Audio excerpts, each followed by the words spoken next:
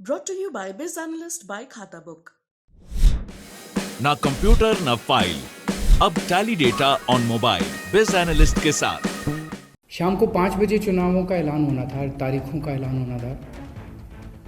4 बजे, उसके 1 घंटा पहले केंद्र सरकार ने चुनाव आयोग को चिट्ठी लिखी कि हम दिल्ली के तीनों नगर निगमों को एक साथ एक नगर निगम बनाने जा रहे हैं, इसलिए आप ये चुनाव टाल दीजिए। कांग्रेसियों की तरह रोना बंद करो और हिम्मत से नगर निगम चलाओ जितने दिन आपके पास में बचे हैं। काम आपकी सरकार ने कुछ किया नहीं। 15 साल आपको बीजेपी को मौका दे के देखा, दिल्ली के लोगों ने बीजेपी को, वहाँ काम आपसे किया नहीं। और जब 15 साल बाद जनता आपको हटाने का मन बना चुकी है। जिस आम आदमी पार्टी की उत्तराखंड में 70 सीटों में से 55 सीटों पर जमानत जब्त हुई और जिस आम आदमी पार्टी के गोवा में मात्र 6% वोट मिला, उस पार्टी के नेता अरविंद केजरीवाल जी देश के यशस्वी प्रधान सेवक नरेंद्र भाई मोदी पर कटाक्ष कर रहे हैं। दिल्ली के अंदर दिल्ली सरकार ने पिछले 7 वर्षों से केजरीवाल साहब ने भ्रष्टाचार की पराकाष्ठा कर दी। इन धुएंधार बयानों को सुनकर आप ये समझ गए होंगे कि दिल्ली की सियासत में आखिर तूफान क्यों आया हुआ है। आप देख रहे हैं दिल्ली तक, मैं हूं आपके साथ अनुराधा तंवर। दरअसल एमसीडी चुनावों की तारीखों का ऐलान होने वाला था राज्य चुनाव आयोग की प्रेस कॉन्फ्रेंस में 9 मार्च को, लेकिन उस प्रेस कॉन्फ्रेंस में कुछ और ऐलान हुआ। ऐलान ये हुआ कि केंद्र सरकार की ओर से राज्य चुनाव आयोग के पास प्रस्ताव आया जिसमें केंद्र सरकार ने ये कहा है कि एमसीडी जो कि 3 हिस्सों में बटी हुई है उसका एकीकरण किया जाए। जी हां, और इसके बाद राज्य चुनाव आयोग ने ये कहा कि तारीखों का ऐलान फिलहाल नहीं हो सकता, अभी हम इन तारीखों का ऐलान नहीं कर रहे हैं, 1 हफ्ते का समय लेंगे, कानूनी सलाह लेंगे, उसके बाद जो भी तय होगा उसे बता दिया जाएगा। ये बयान राज्य चुनाव आयोग की ओर से जब आया उसके बाद दिल्ली की सियासत में मानो भूकंप आ गया। जी हां, एक के बाद एक बयानों का दौर शुरू हो गया। दिल्ली के उप मुख्यमंत्री सबसे पहले प्रेस कॉन्फ्रेंस करने आए, मनीष सिसोदिया, और उन्होंने भारतीय जनता पार्टी पर तीखा हमला करते हुए ये तक कह दिया कि ये लोकतंत्र की हत्या है।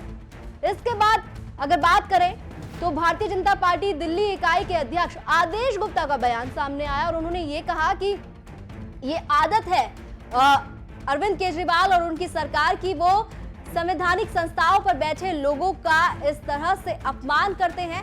आपको ये दोनों बयान हम सुनवाते हैं। भारतीय जनता पार्टी के कुकर्म तो दिल्ली की जनता जानती है और भारतीय जनता पार्टी अपने कुकर्मों की वजह से हार के डर से घबराई है, हम समझते हैं। चुनाव आयोग बीजेपी से क्यों घबरा गया? चुनाव आयोग केंद्र सरकार के झुकाव में क्यों आ गया?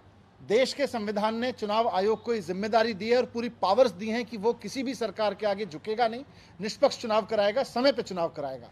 लेकिन जिस तरह से आज चुनाव आयोग ने भारतीय जनता पार्टी और केंद्र सरकार के सामने घुटने टेक दिए हैं, उससे बहुत बड़ा खतरा पैदा हो गया है। कल को भारतीय जनता पार्टी या केंद्र सरकार चाहेगी तो वो राज्यों के चुनाव नहीं करवाएंगे। किसी भी राज्य में अगर कल को भारतीय जनता पार्टी को लगेगा कि वो हारने वाले हैं तो वो चुनाव आयोग भारतीय जनता पार्टी के सामने घुटने टेक के वहां के इलेक्शन कैंसिल करा देगा। कल को मोदी जी को लगेगा कि वो देश का चुनाव हारने वाले हैं तो केंद्र सरकार के इलेक्शन कैंसिल हो जाएंगे। तो अगर इलेक्शन कैंसिल करना केंद्र सरकार और राज्य सरकारों के, चुनी हुई सरकारों के दायरे में आ गया, अगर इस तरह की परंपरा बना दी चुनाव आयोग ने, तो उसके बाद में लोकतंत्र में बचेगा क्या?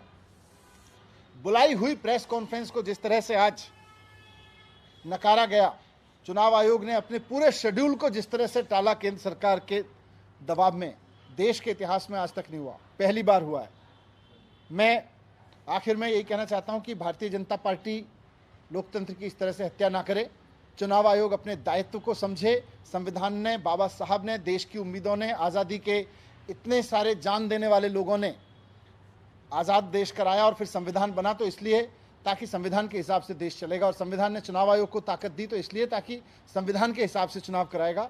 मैं चुनाव आयोग को भी कहना चाहता हूं कि संविधान के रक्षा के लिए, लोकतंत्र की रक्षा के लिए अपने निर्णय को, अपने कर्तव्य को ठीक से निभाएं।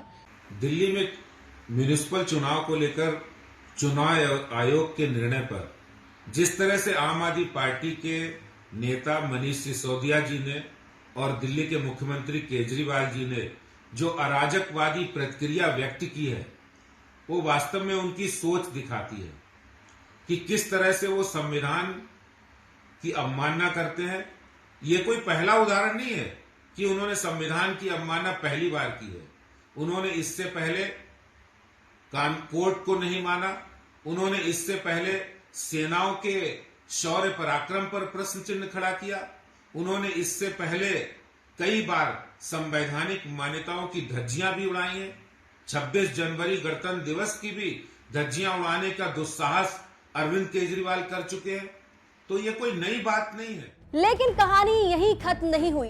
9 मार्च के बाद आपको बता दें कि 10 मार्च को जब 5 राज्यों में विधानसभा के चुनाव हुए थे, उनके नतीजे सामने आए, जिसमें 4 राज्यों में भारतीय जनता पार्टी ने जीत हासिल की। तो पंजाब में जीत का परचम लहराया आम आदमी पार्टी ने और 10 तारीख का दिन रहा जश्न के नाम। लेकिन 11 मार्च को फिर से दिल्ली के मुख्यमंत्री अरविंद केजरीवाल प्रेस कॉन्फ्रेंस करने के लिए सामने आए और सीधे तौर पर केंद्र सरकार को घेरते हुए एक के बाद एक उन्होंने कई हमले किए। और सिर्फ केंद्र सरकार को ही नहीं बल्कि उन्होंने राज्य चुनाव आयोग को भी कटघरे में खड़ा किया। जी हां, उन्होंने ये कहा कि आखिर क्यों जो राज्य चुनाव आयोग है वो केंद्र सरकार से दब रहा है। क्या केंद्र सरकार की ओर से किसी तरह की धमकी मिली है या फिर कोई लालच दिया गया है?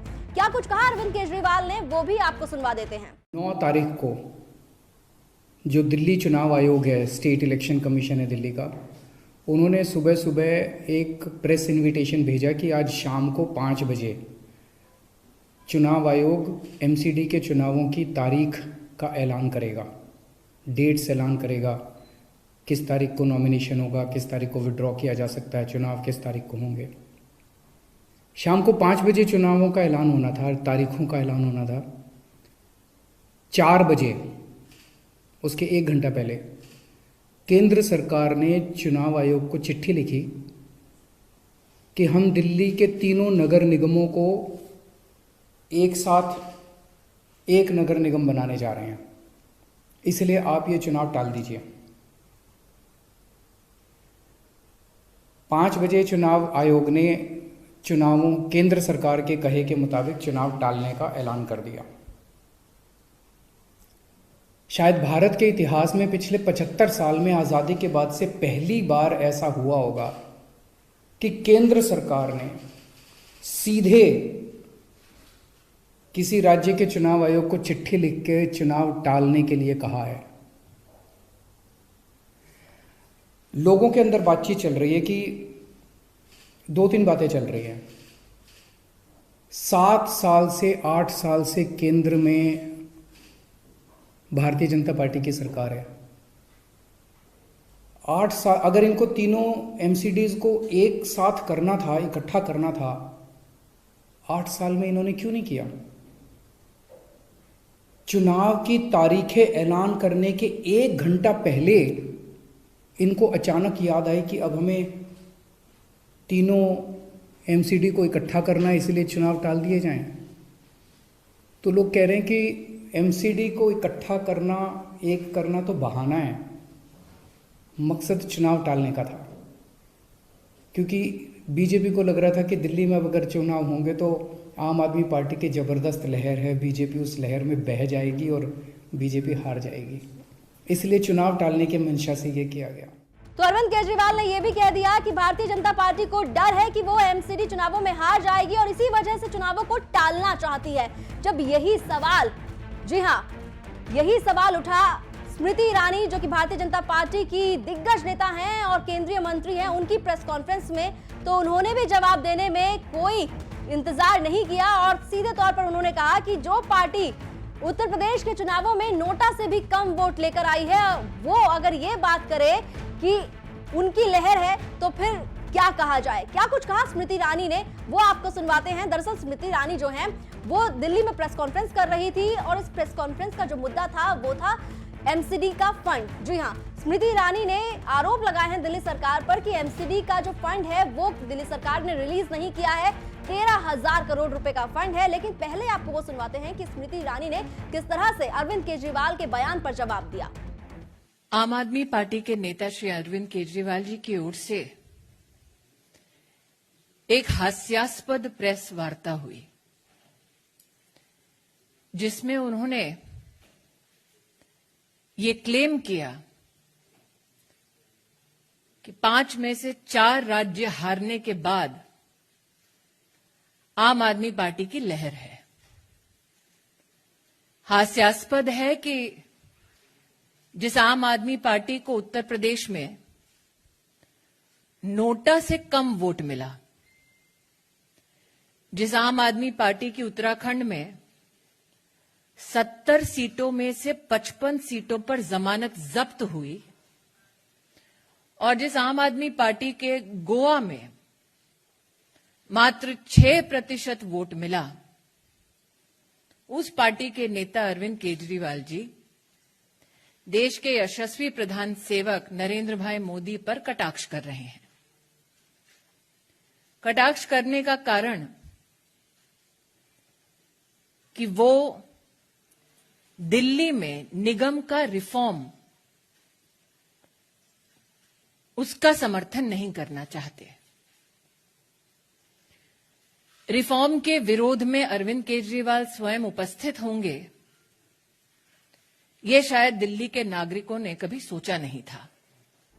तो back to back press conference चल रही थी, मानो ये दिन जो है 11 मार्च का वो सिर्फ प्रेस कॉन्फ्रेंस और आरोप प्रत्यारोप का ही दिन था। स्मृति ईरानी की प्रेस कॉन्फ्रेंस हुई तो फिर एक और प्रेस कॉन्फ्रेंस का नोटिफिकेशन सामने आया, और ये प्रेस कॉन्फ्रेंस हुई आम आदमी पार्टी की ओर से। जी हाँ, दिल्ली के उप मुख्यमंत्री मनीष सिसोदिया प्रेस कॉन्फ्रेंस करने सामने आए, और उन्होंने स्मृति ईरानी की प्रेस कॉन्फ्रेंस के बाद अपनी इस प्रेस कॉन्फ्रेंस में कई आरोप भी लगाए हैं भारतीय जनता पार्टी पर। और स्मृति ईरानी को उन्होंने ये तक कह दिया कि आखिर स्मृति ईरानी क्यों कांग्रेस की तरह से व्यवहार कर रही हैं, वो क्यों रो रही हैं, क्या कुछ कहा मनीष सिसोदिया ने, वो भी आप सुन लीजिए।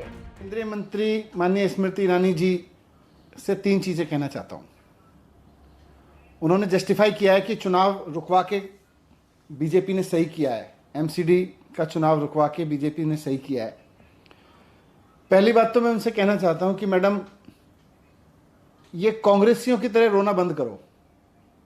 जब देखो हाय रे, मर गए रे, पिट गए रे, सरकार ने पैसा नहीं दिया रे, ये तो कांग्रेसियों की आदत है। आप कांग्रेसियों की तरह रोने लगे। कांग्रेसियों की तरह रोना बंद करो और हिम्मत से नगर निगम चलाओ जितने दिन आपके पास में बचे हैं।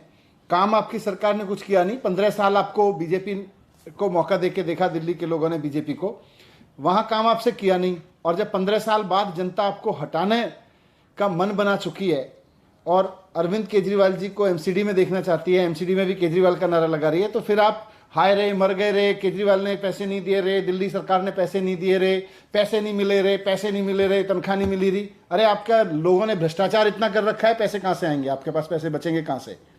तो पहली बात तो मैं आपको यही कहना चाहता हूं कि कांग्रेसियों की तरह रोना बंद कीजिए मैडम। तो चाहे बात हो भारतीय जनता पार्टी की, केंद्र सरकार की, या फिर आम आदमी पार्टी और दिल्ली सरकार की, इस वक्त एमसीडी चुनावों का मुद्दा जो है वो जोरों पर है। एक तरफ दिल्ली सरकार ये आरोप लगा रही है केंद्र सरकार पर कि भारतीय जनता पार्टी को डर है कि वो एमसीडी चुनावों में हार सकती है, और इसी वजह से जो एमसीडी चुनावों की तारीखों का ऐलान होने वाला था उसे उन्होंने टाल दिया है। एमसीडी चुनावों को टालने का आरोप लगा रही है दिल्ली सरकार। तो केंद्र सरकार की ओर से भी जवाब दिया स्मृति ईरानी ने। उन्होंने कहा कि किसी भी तरह की कोई देरी यहां पर भारतीय जनता पार्टी नहीं कराना चाहती, क्योंकि उनकी जो पार्टी है 4 राज्यों में जबरदस्त तरीके से जीत हासिल कर चुकी है विधानसभा के चुनावों में। तो इस वक्त भारतीय जनता पार्टी की जो लहर है वो देखी जा सकती है। तो आरोप प्रत्यारोप का जो ये दौर अभी आप देख रहे हैं, ये अभी थमने वाला नहीं है। लग रहा है कि हर बीतते हुए दिन के साथ इन तमाम नेताओं के बयान इसी तरह से सामने आएंगे, और ये जो एक दूसरे पर छीटाकशी है ये अभी और लंबी चलने वाली है।